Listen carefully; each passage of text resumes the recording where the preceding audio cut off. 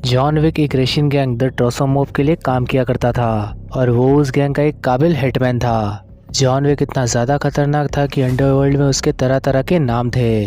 The devil, बाबा यागा और reaper जैसे नाम थे। और ये भी कहा जाता है कि जॉन विक ने सिर्फ अपनी पेंसिल के सहारे 3 लोगों को मार दिया था। एकदम स्किल्ड असैसिन। लेकिन फिर वो ये सारा काम छोड़कर अपनी जिंदगी अपनी बीवी के साथ बिताने लगा। लेकिन उसकी बीवी हेलन किसी अनजान बीमारी की वजह से मारी गई। हेलन को ये चीज पहले से ही मालूम थी कि जॉन उसके मरने के बाद एकदम अकेला हो जाएगा, इसीलिए मरने से पहले उसने उसे एक पपी गिफ्ट किया। अपनी वाइफ के गुजर जाने के बाद वो अपना पूरा टाइम सिर्फ उस पपी की देखभाल में लगा रहता था। उसका नाम इसने डेजी रखा था। वो उसे अपनी मस्टैंग बॉस 429 के अंदर सैर कराने ले जाता है। इस समय उसकी मुलाकात योसेफ टेरासो से होती है और वो गैंगस्टर वीगो का बेटा है। जॉन की फोर्ड मस्टैंग देखकर वो उसका दीवाना हो गया और जॉन से उस गाड़ी की कीमत पूछने लगा, लेकिन जॉन ने उसे बेचने से इनकार कर दिया। और ये जवाब सुनकर छोटे डॉन की सटक गई। उस रात योसेफ ने जॉन के घर में घुस के उसकी गाड़ी चुरा ली और साथ ही साथ उसके पपी डेजी को भी जान से मार दिया। ये थी योसेफ की ज़िंदगी की सबसे बड़ी और आखिरी गलती। जोसेफ उस गाड़ी का आइडेंटिटी नंबर चेंज कराने के लिए एब्रिलियो की गैराज पर गया, लेकिन एब्रिलियो ने उस गाड़ी को पहचान लिया और धक्के मारकर जोसेफ को बाहर निकाल दिया। तब वीगो ने उससे फ़ोन कर पूछा कि मेरे बेटे ने आखिर ऐसी क्या गलती कर दी है। और एब्रिलियो अब इसे बताता है कि तुम्हारे बेटे ने जॉन विक से पंगा ले लिया है। जॉन विक का नाम सुनने के साथ ही वीगो ने अपने बेटे को अच्छी तरह से कूट दिया। जॉन विक ने रिटायर होने से पहले वीगो के लिए एक ऐसा काम किया था जिस वजह से वो अपना इतना बड़ा एम्पायर खड़ा कर सका। और वीगो अच्छी तरह से जानता था कि जॉन विक जैसे सन की अपराधी के लिए कोई भी काम इम्पॉसिबल नहीं है। अब जो आप लोगों के लिए सब कुछ बना सकता है वो सब कुछ बिगाड़ भी तो सकता है ना। वीगो जॉन विक को कॉल करके उससे अपने बेटे की जिंदगी को बख्शने को कहने लगता है, लेकिन जॉन ने उसे मारने का फैसला कर लिया था। वीगो उसके घर पर फिर कुछ असैसिन्स को भेज देता है, अपने बेटे को भी तो बचाना है। लेकिन जॉन उन सभी को खत्म कर देता है और उनकी लाशों को ठिकाना लगाने के लिए क्लीनिंग सर्विस बुलाता है। गैंगस्टर की दुनिया में काफ़ी सर्विसेज अवेलेबल है।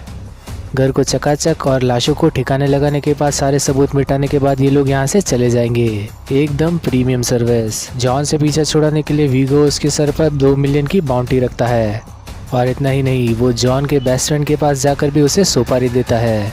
जॉन अपने बेसमेंट को खोदने के बाद वहाँ से गोल्ड कॉइन और हथियार निकालता है और कॉन्टिनेंटल होटल पहुँचता है। अंडरवर्ल्ड में अगर किसी से कुछ स्पेशल काम करवाना है तो इन गोल्ड कॉइन्स का इस्तेमाल होगा। ये काले अंडरवर्ल्ड की गोल्डन करेंसी है।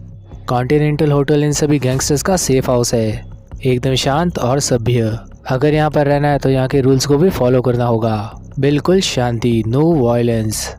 चाहे कितना ही कुछ क्यों ना हो जाए, नो वायलेंस नो बिजनेस। अब वीगो को भी पता चल जाता है कि जॉन कॉन्टिनेंटल होटल के अंदर शिफ्ट हो गया है, इसीलिए वो उसकी सुपारी डबल कर देता है। अगर रूल्स तोड़कर जॉन को मार दिया तो सामने वाले को डबल पैसा मिलेगा। अब होटल का ऑनर जॉन को योसेफ की सीक्रेट लोकेशन बताता है। योसेफ रेड सर्कल नामी जगह पर आराम से पार्टी कर रहा था और तभी जॉन विक उस पर हमला कर देता है, लेकिन वीगो के आदमियों की मदद से वो वहाँ से भागकर बच जाता है। फिर जॉन आराम से आकर अपने होटल के अंदर आराम करने लगता है, लेकिन तभी उस पर एक असैसिन हमला करती है। लेकिन मार्कस ने उसके पिलो पर गोली चला दी, जिस वजह से वो यहाँ पर सतर्क हो गया। जॉन उस लड़की को आराम से धर लेता है जिसका नाम था मिस परकिंस, और वीगो के सीक्रेट बेस का भी पता लगा लेता है। जॉन मिस परकिंस को होटल के हवाले करके चला जाता है, लेकिन वो होटल के असैसिन को ही मार देती है। जॉन वीगो के सीक्रेट अड्डे पर पहुंच जाता है और उसका अटेंशन हासिल करने के लिए उसके सारे पैसे और कीमती चीज़ें जला देता है। मामले की छानबीन के लिए वो अपने आदमियों के साथ यहाँ पर पहुंच जाता है और उसके यानी वीगो के आदमी जॉन पर काफ़ी ज़्यादा भारी पड़ जाते हैं, लेकिन मार्कस अपने स्नाइपर स्किल्स की मदद से उसे बचा लेता है। और अब वो यूसुफ के बच्चे कुछ आदमियों को मारने के बाद वो वीगो का पता पूछने लगता है और जॉन से अपना पीछा छुड़ाने के लिए वो अपने बेटे की ही कुर्बानी दे देता है। और जॉन अब उस तक पहुंचकर उसे आखिरकार मार ही देता है, यानी कि हिसाब पूरा बराबर। अब मिस परकिंस वीगो के पास चली जाती है और उसे बता देती है कि मार्कस उसके साथ मिला हुआ था, यानी मार्कस जॉन के साथ था। अब वीगो फिर से मार्कस को मार देता है और उसकी खबर जॉन विक को सुनाता है, यानी कि फिर से हिसाब बराबर करना पड़ेगा। कॉन्टिनेंटल होटल के रूल्स तोड़ने की वजह से विंस्टन यहाँ पर मिस परकिंस को मरवा देता है और जॉन को ये भी बता देता है कि वीगो यहाँ से हेलीकॉप्टर में बैठकर भागने की प्लानिंग कर रहा है, लेकिन जॉन उसे भी रोककर यहाँ पर मार देता है। और यहाँ पर फिर से हिसाब बराबर हो चुका है। घर लौटते समय यहाँ पर जॉन विक एक पिटबुल को अडॉप्ट कर लेता है और कुछ दिनों के बाद जॉन ने अपनी गाड़ी को भी ढूंढ निकाला, जो कि योसेफ के अंकल और वीगो के भाई के पास पड़ी थी। थोड़ी सी हाथापाई और अपनी गाड़ी की हालत ख़राब करने के बाद जॉन विक टेरेसो की जान बच देता है ताकि अमन कायम रह सके। जॉन काम से अपने घर पर फिर से आता है और यहाँ पर उसकी मुलाकात इटालियन गैंगस्टर सेंटिनो दी एंटोनियो से होती है। और वो मिशन तो याद ही होगा जिसमें जॉन विक रिटायर हुआ था और उस मिशन को कंप्लीट करने के लिए उसने एंटोनियो की मदद ली थी। मदद के बदले एंटोनियो ने उससे ब्लड ओथ लिया था, मतलब एक स्पेशल मार्कर की कसम। शर्त ये थी कि सेंट एंटोनियो जॉन की मदद करेगा और बदले में ये मार्कर दिखाने के साथ ही सेंट एंटोनियो जॉन की कभी भी मदद ले सकता है। लेकिन जॉन उसे जाने को कह देता है। वो बताते कि उसने ये काम छोड़ दिया है और वो रिटायर हो चुका है। अंडरवर्ल्ड के लोग दो चीज़ों को काफ़ी ज़्यादा सीरियसली लेते हैं। सबसे पहला तो कॉन्टिनेंटल होटल के अंदर नो बैड बिजनेस, और दूसरा ये कि चाहे कुछ भी हो जाए मार्कर का वादा पूरा करना होगा। और जॉन से ना सुनने के साथ ही एंटोनियो जॉन के घर को उड़ा देता है। लेकिन विंगस्टन के समझाने पर वो उससे बात करने को राज़ी हो जाता है और उसकी बात भी मान लेता है। एंटोनियो अपनी ही बहन रियाना को जॉन के हाथों मरवाना चाहता था ताकि उसके मरने के साथ ही उसे हाई टेबल की कुर्सी मिल जाए। दी हाई टेबल काउंसिल दुनिया भर के सबसे ताकतवर गैंगस्टर्स का काउंसिल है और इस काउंसिल के अंदर करीब 12 सीट्स है, तो 12 क्रिमिनल फैमिलीज़ की 12 सीट्स। और एंटोनियो अपनी बहन को मरवाने के साथ ही वो सीट छीनना चाहता है। जियाना अपने रूम में पार्टी कर रही थी और तभी जॉन उस पर हमला कर देता है और अपने ऑनर को बचाने के लिए वो खुद सुसाइड कर लेती है। काम होने के साथ ही दी एंटोनियो की गैंग यहाँ पर जॉन पर हमला कर देती है क्योंकि वो धोखेबाज थे। दी एंटोनियो ने ऑलरेडी जॉन विक और अपनी बहन को मारने का प्लान बनाया था और अब कुछ देर लड़ने पर जॉन और रियाना का बॉडीगार्ड कॉन्टिनेंटल होटल तक पहुंच जाते हैं अपनी जान बचाने को।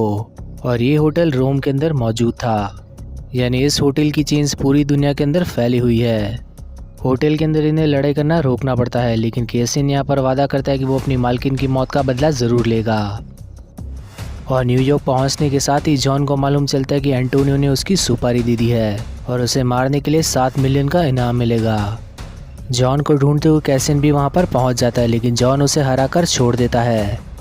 जॉन कहता है कि रियाना की मौत को पर्सनली मत ले, इसे प्रोफेशनलिज्म समझ और जो भी हो उसे भूल जा। अब जॉन जाकर अंडरग्राउंड गैंगस्टर बाउरे किंग से मिलता है। किंग के आदमी जॉन का इलाज करते हैं और उसे एंटोनियो का पता बताते हैं। जॉन उस लोकेशन पर पहुंचकर एंटोनियो के आदमियों को मार देता है और उसके डेफ बॉडीगार्ड को वहीं पर मरने के लिए छोड़कर उसके पीछे चला जाता है। जॉन से जान बचाने के लिए एंटोनियो कॉन्टिनेंटल होटल के अंदर छुप गया था, लेकिन विंगस्टन के लाख मना करने के बावजूद भी जॉन विक उसे होटल के अंदर ही मार देता है। और अब यहाँ पर भी इसने भी सत्यानाश कर दिया। जॉन ने इनके सबसे 2 बड़े रूल्स के अंदर से एक तोड़ दिया और एंटोनियो के मरने के साथ ही जॉन विक की बाउंटी डबल हो गई, यानी कि $14 मिलियन। और अब पूरी दुनिया के कॉन्ट्रैक्ट किलर्स जॉन के पीछे पड़ गए। लेकिन दोस्ती की खातिर विंस्टन उस पर एक आखिरी एहसान करता है। वो जॉन को होटल और उसकी सर्विसेज से बैन कर देता है और वो उसे जाने से पहले मार्कर भी दे देता है, यानी कि उसने एंटोनियो के मरने से पहले उसका काम पूरा कर लिया। और क्या पता जॉन को इसकी आगे भी ज़रूरत पड़ जाए। जॉन विंस्टन को कहने लगता है कि उसके पीछे आने वाले हर एसेसिन को एक बात याद दिला देना कि मैं उन सभी को चुन चुन कर मारूंगा। जॉन पब्लिक लाइब्रेरी जाने के बाद ही वहाँ से क्रूसीफिक्स, गोल्ड कॉइन और मार्कर लेता है और बाहर निकलने के साथ ही उसे मालूम चलता है कि वहाँ के सारे असेसिन्स उसके पीछे पड़ चुके हैं और वादे के मुताबिक वो सारे असेसिन्स को मारने के साथ ही डायरेक्टर से मिलता है। द डायरेक्टर उससे सभी सामान लेने के बाद उसे विदेश पहुँचाने की तैयारी करती है।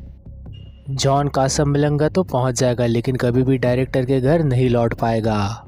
काफ़ी अजीब तरीका इनके समझौते का। दी हाई टेबल अपने प्राइवेट जज को यहाँ पर विंगस्टन और बाकी के लोगों से मिलने भेजता है और क्योंकि दोषी होने के साथ भी इन्होंने जॉन की मदद की थी, जुडिशरी ने 7 दिन का टाइम देती है। 7 दिन में दोनों को ही अपनी कुर्सी छोड़नी पड़ेगी। जॉन विदेश पहुँचने के साथ ही अपनी पुरानी दोस्त सोफिया से मिलता है। उस लाइब्रेरी से उठाए हुए मार्कर पर सोफिया का ही खून लगा हुआ है। जॉन ने कभी उसकी मदद भी करी होगी और अब बदले में सोफिया को भी जॉन की मदद करनी होगी। जॉन को सोफिया से एल्डर का पता चाहिए। द एल्डर का मतलब हाई टेबल का सबसे बड़ा आदमी। सोफिया एक लोकल गैंगस्टर की मदद से उसका पता लगा लेती है और द एल्डर एक रेगिस्तान के अंदर बैठा हुआ है। जॉन को रास्ता बताने के साथ ही वो उसे वहाँ पर छोड़कर चली जाती है, क्योंकि बात तो सिर्फ पता बताने की हुई थी। अब जॉन जिए या मरे उससे इससे कुछ फर्क नहीं पड़ता। अब जॉन जैसे तैसे एल्डर को ढूंढ लेता है, लेकिन मरते पड़ते। अब एल्डर उसे बताता है कि अगर जॉन विक को अपना नाम क्लियर करना है तो उसे अपने दोस्त विंगस्टन को मारना होगा, और सिर्फ यही एक रास्ता है, इस सब के अलावा कोई रास्ता नहीं है। जॉन विक को अपनी बीवी की आखिरी ख्वाहिश के लिए ये काम पूरा करना ही होगा। वो अपनी रिंग फिंगर काट कर द एल्डर को दे देता है, यानी कि उसने ये चीज़ एक्सेप्ट कर ली। दूसरी तरफ जुडिकेटर ज़ीरो और उसके असैसिन्स की मदद से बाकी के लोगों को सज़ा देती है। जॉन के शहर में पहुंचने के साथ ही उसका मुकाबला ज़ीरो से होता है। लड़ते मरते पड़ते ये लोग कैसे भी करके होटल पहुंच जाते हैं, और होटल के रूल्स तो हमें याद ही हैं। होटल पहुंचने के साथ ही जॉन यहां पर विंस्टन से मिलता है। जॉन बताता है कि वो विंस्टन को मारने आया है, और तभी जुडिकेटर आकर इनसे पूछने लगती है कि इनके डिसीजंस क्या है। ना ही विंस्टन होटल की कुर्सी छोड़ेगा, ना ही जॉन विक उसे मारेगा, और दोनों ने ही यहाँ पर अपना मन बना लिया। जुडिकेटर आगे बात करने के बाद होटल का स्टेटस चेंज कर देती है, यानी कि यहाँ पर खून खराबा किया जा सकता है। जल्दी हाई टेबल की आर्मी यहाँ पर आकर दोनों को ही ठिकाने लगा देगी, लेकिन जॉन होटल की सिक्योरिटी की मदद से उस आर्मी को ठिकाने लगा देता है, और आखिर में जाकर ज़ीरो को भी मार देता है। और ना जाने इन लोगों ने इस एक्शन सीक्वेंस के अंदर कौन कौन से हथियार चुने हैं। After all he is John Wick. लड़ाई खत्म होने के साथ ही जुडिकेटर विंगस्टन से एक नई डील करती है। विंगस्टन को अपनी गद्दी फिर से मिल जाएगी, लेकिन बदले में जॉन विक को मरना होगा। ये बात सुनते ही विंगस्टन जॉन पर गोलियां चलाने लग जाता है, लेकिन जॉन बिल्डिंग से नीचे कूद जाता है, और फिर बावरे किंग के आदमी उसे अपने साथ लेकर जाते हैं। और अब ये दोनों ही हाई टेबल की हरकतों से तंग आ चुके हैं, और इसी सब के साथ ये मूवी यहीं पर ख़त्म हो जाती है। और जैसे ही फोर्थ पार्ट आएगा उसका एक्सप्लेनेशन भी आपको इस चैनल पर मिल जाएगा। तो वीडियो को करना लाइक और चैनल को करना सब्सक्राइब, और नोटिफिकेशन बेल को भी ऑन कर लेना, ताकि वीडियो की नोटिफिकेशन आपसे मिस ना हो। अब मिलेंगे नेक्स्ट वीडियो में, तब तक के लिए बाय।